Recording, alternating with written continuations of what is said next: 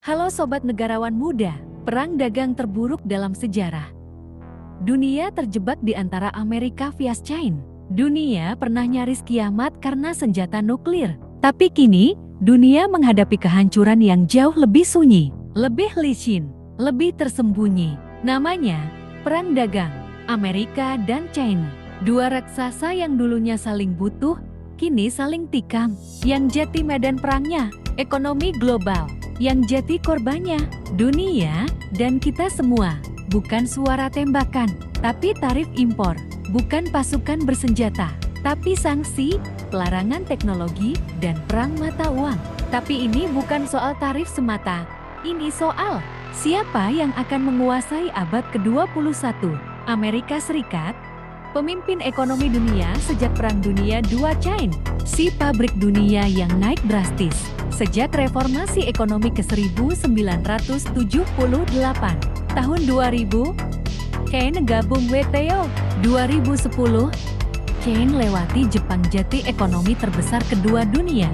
2022, GDP China mencapai 17 triliun dolar, selisih tipis dengan AS.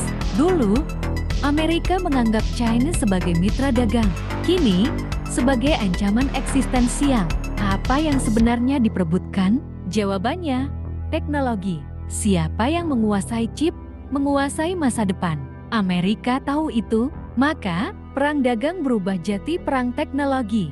Huawei masuk daftar hitam as Entity List. AS larang ekspor chip mutakhir ke China. China bangun ekosistem teknologi lokal dengan ambisi Made in China 2025. Di balik layar, pertarungan ini adalah soal siapa yang lebih dulu menyentuh singularitas teknologi. Saat dua gajah bertarung, semut pun bisa mati. Negara-negara di Asia, Afrika, Eropa, semua kena imbas. Harga pangan naik, rantai pasok terganggu, industri dalam negeri guncang. Dunia mencari jalur alternatif. Vietnam, India, bahkan Indonesia. IMF, perang dagang kurangi pertumbuhan ekonomi global 0,8%. Harga chip global naik 30%. Pasar saham dunia volatil. Amerika mengira bisa menekan China, tapi China tidak goyah. Bahkan ekspor mereka tetap naik, investasi teknologi mereka makin gila-gilaan. Apakah perang dagang ini justru membuat China makin mandiri? Grafik perbandingan. Ekspor chip lokal China naik 19%. Investasi riset teknologi naik 35%. Dolar digital China mulai diuji coba nasional. Tak ada tanda-tanda perdamaian. Yang ada, fragmentasi ekonomi dunia. Dunia terbagi dua, sistem ekonomi Amerika vs sistem ekonomi China. Negara-negara dipaksa memilih, apakah kita sedang menuju perang dingin versi 2.0?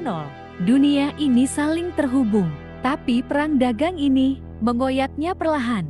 Mungkin tak akan ada pemenang di akhir cerita ini. Hanya mereka yang mampu beradaptasi, yang bisa bertahan dalam perang tanpa peluru ini.